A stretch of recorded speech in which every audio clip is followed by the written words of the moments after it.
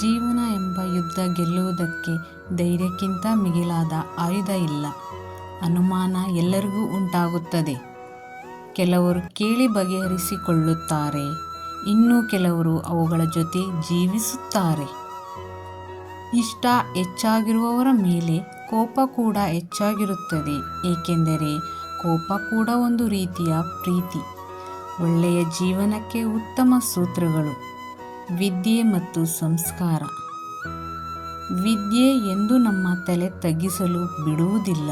ಸಂಸ್ಕಾರ ಎಂದೂ ನಮ್ಮನ್ನು ಕೆಳಗೆ ಬೀಳಲು ಬಿಡುವುದಿಲ್ಲ. ಉಸಿರು ಇರುವವರೆಗೂ ಮನುಷ್ಯನಿಗೆ ಯಾವುದಾದರೂ ಒಂದು ಸಮಸ್ಯೆ ಇದ್ದೇ ಇರುತ್ತದೆ.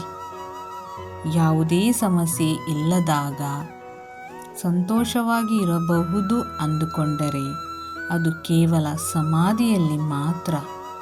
ನಾಳೆ ಎಂಬುದು ಏನು ಎಂದು ತಿಳಿಯದೇ ಇದ್ದಾಗ ನೆರಳು ಎಂಬ ಸಂತೋಷವನ್ನು ಬಿಟ್ಟುಕೊಡಬಾರದು. ಅದೃಷ್ಟ ತನ್ನಷ್ಟಕ್ಕೆ ಬಂದು ಬಾಗಿಲು ತಟ್ಟುತ್ತದೆಂದು ಎಲ್ಲರೂ ಹೇಳುತ್ತಾರೆ.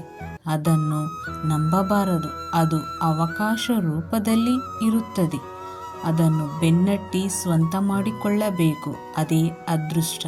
ಒಬ್ಬರ ಹಣೆಬರಹ ಒಳ್ಳೆಯದಾಗುವಂತೆ ಮಾಡುವ ಶಕ್ತಿ ನಮ್ಮಲ್ಲಿ ಇಲ್ಲದೇ ಇರಬಹುದು, ಆದರೆ ಒಬ್ಬರು ಸಂತೋಷವಾಗಿರುವಂತೆ ಮಾಡುವ ಶಕ್ತಿ ನಮ್ಮಲ್ಲಿದೆ. ಅದು ಕೇವಲ ನಿಸ್ವಾರ್ಥ ಮನಸ್ಸಿನಿಂದ ಮಾತ್ರ ಸಾಧ್ಯ.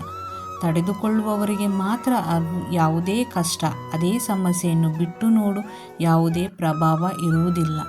ಮನೆ ಚೆನ್ನಾಗಿರಬೇಕು ಅಂದರೆ ಜವಾಬ್ದಾರಿಯುತ ತಂದೆ ಇರಬೇಕು.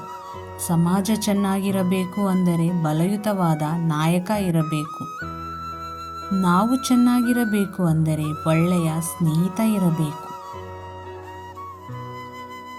Like and subscribe Anvi Aradhana channel for more videos. Thank you.